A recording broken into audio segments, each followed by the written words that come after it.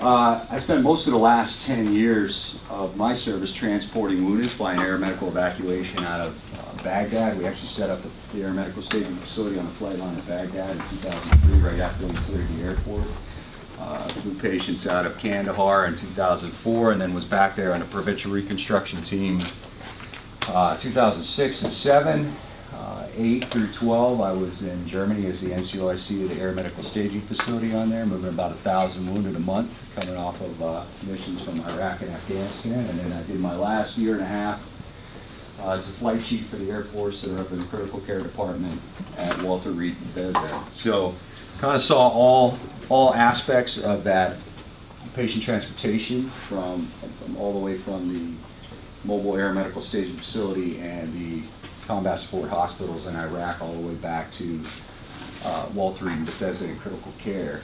My retirement came up a little quick, the end of 2013. I had a couple surgeries myself after carrying litters around for 10 years. I had back surgery and they said, we'll let you retire, but you're out of here in like 2 months. So I got out of it, I retired in November of 13. I really didn't know what I wanted to do. I went back to school. I worked for AMVETS initially in their career center. AMVETS right up the road, which I'm happy to talk about that if you're interested. They are one of the providers that we refer to in serving together.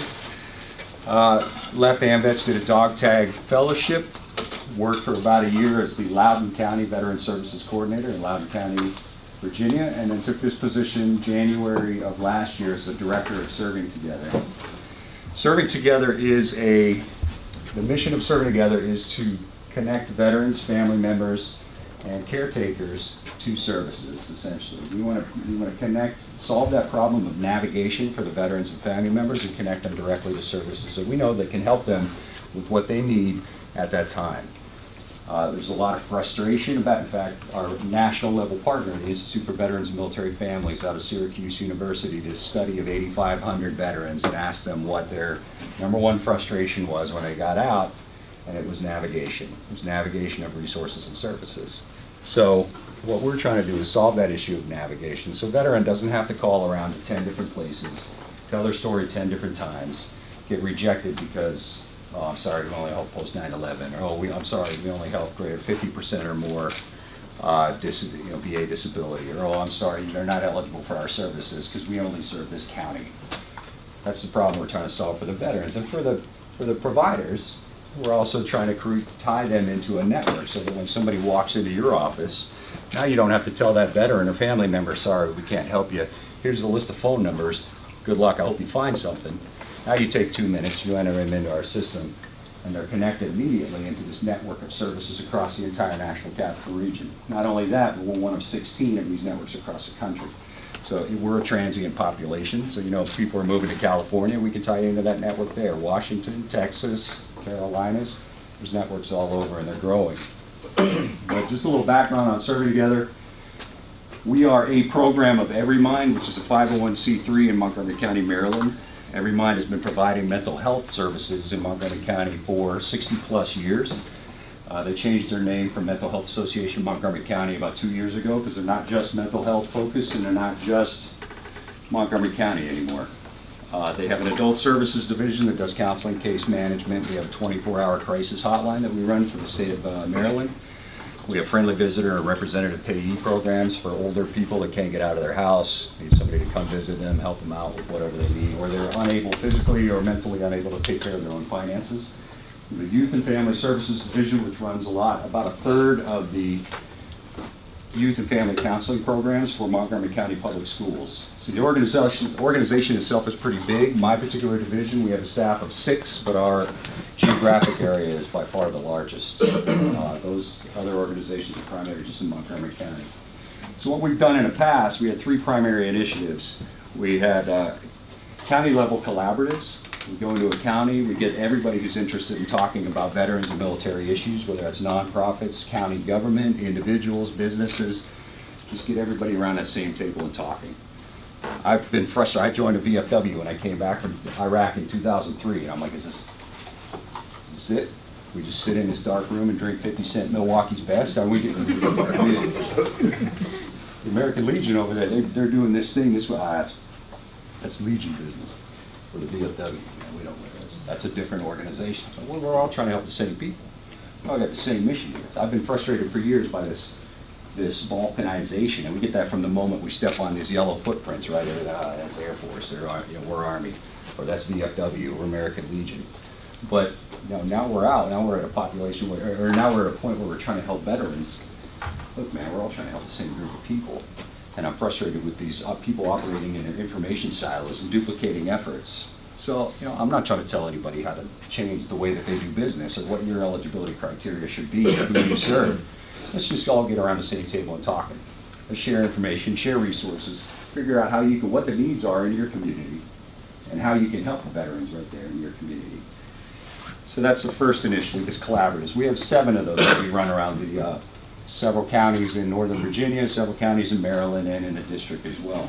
But the second initiative that we have at Serving Together is Peer Navigators. So the intent of the Peer Navigators, they're both, well, we have one veteran and one Army spouse. She's been an Army spouse for 20 plus years, worked for Wounded Warrior Transition Programs, Army Family Readiness Programs. A lot of experience between the two of them. They're available Monday through Friday. You call in, tell them what you need. They get all your information. They find an organization that can help you in the area where you are and connect you directly to that organization. And then the third initiative is an education piece, which is primarily for providers. But we give mental health first aid classes. There's like an all-day first aid class on how to recognize mental health emergencies. Ours focuses on things that are common to the military: redeployment, deployment stress, family separation, traumatic brain injuries, post-traumatic stress. And then we put on classes and workshops for the community, for providers in the community, based on feedback that we get from those collaboratives. Hey, we got a lot of justice-involved veterans, people getting out of the criminal justice system. They're hard to find housing for and work for. All right, we'll go out and find some experts on that, some people from the veterans treatment courts, some people from the transition programs in the prisons. We'll get them together. We'll give our providers that education piece. So there's 3 different things that we run: the peer navigations, the collaboratives, and the education piece. About the end of last year, we took on a partnership with a national provider, the Institute for Veterans and Military Families. They have a model called the America Serves model, which is very similar to what we were doing already. If you took the collaborations, or the collaboratives and the peer navigators, they come into a community, they form a collaborative network of service organizations, and they tie it together with the software. That's what we didn't have. I think that was the step that we needed to take us to the next level of serving veterans and military members and their families, was that case coordination software platform. Excuse me. Super easy to use. It's free for any organization that wants to join. We pay for that out of our fundraising, and IVMF at Syracuse also helps pay for that as well. But the intent of that now is, like I said, if you're a housing provider and somebody walks into a veteran walks into your office, and we see that a lot here. We don't have, we personally, we're not dealing with as many literally homeless veterans in this area as we are dealing with homeless prevention. I don't know if you know that 3 of the richest counties in the country are right here: Montgomery County, Loudoun, and Fairfax. So there's not a lot. You go into Fairfax and Loudoun, not a ton of homelessness, but there's a lot of people out there that are one blown tire away from financial disaster. And we see that all the time. And there's not a lot of money set aside for most of the organizations that had SSVF grants, which are grants to help veterans get housing. They want to help literally homeless people, the most vulnerable, the people that are actually sleeping on the street. So where does that leave us? We got to reach around to a bunch of organizations and try to find, hey, can you put in a couple $100 bucks? You put in a few $100, you put in a few $100 bucks, we'll get this veterans. And frequently it is the traditional VSOs like the VFW and the Legion that have that money set aside, and they will be able to help that veteran at the county level. But so we have 80. Just to finish up that analogy, the story I said, if you're a housing provider, somebody comes into your office, you find out why, I'm 2 months behind on my rent. Well, why is that? Well, I lost my job 2 months ago. What happened with the job? Well, why haven't you been able to find out? Well, I got a little bit of a drinking problem. Oh, okay. Well, what? Dig a little deeper on that. Well, I got a lot of problems going on at home. Dig a little deeper on that. Well, I got some, maybe there's a mental health issue. Maybe there's a traumatic, maybe there's a physical health issue. Those are 4 or 5 issues that are way outside of your scope of practice as a housing provider. So what did you do in the past? How they don't know, like I said, nobody wants to send someone back out in the street and say, hey, here's a list of phone numbers. good luck, I hope you find something. But if you don't find help for those other issues, that work that you're doing to find them housing is not going to be sustainable. If they don't have a job, they're not going to be able to sustain the rent. If they don't have this drinking problem fixed, and these mental health issues, or these physical health issues addressed, they're not going to be able to sustain a job. So the work that you're doing is not going to be sustainable. So you send them to somebody else's office. Hey, go call Fallon. She may be able to help you with the employment issue. You don't know if they made it to Fallon's office. You don't know what work assistance she was actually able to give them. So now what we're offering with this case coordination software that we've rolled out in this collaborative network is you now have the opportunity to take 2 minutes, you put the veteran in, and then you just focus on what you do best. But you can see in the software, all right, they went to this, they came to our peer navigators. The peer navigators did single intake, got all their basic demographic information, military background information, got the information specific to the needs that they have. If it's housing, what is that? Are they 2 months behind on their gas bill? Or are they literally sleeping on the street? Are they couch surfing? What is it within housing? If it's employment, what are the details of that? And then those referrals go out to other providers within the network or out of network if there's nobody in network that can meet them, and you can actually see that happening. So you know that the work that you're doing with that veteran is going to be, has a better chance of being sustainable because these other organizations, you know exactly who's helping them. All right, this is at this organization, it's on this person's desk. They accepted that referral. They said they are going to help them with this. So now you know that that's actually happening. So I'm excited about that. That's something that I've wanted to do for a long time. Like I said, I've been frustrated by this balkanization and this, veteran service organizations operating in their information silos.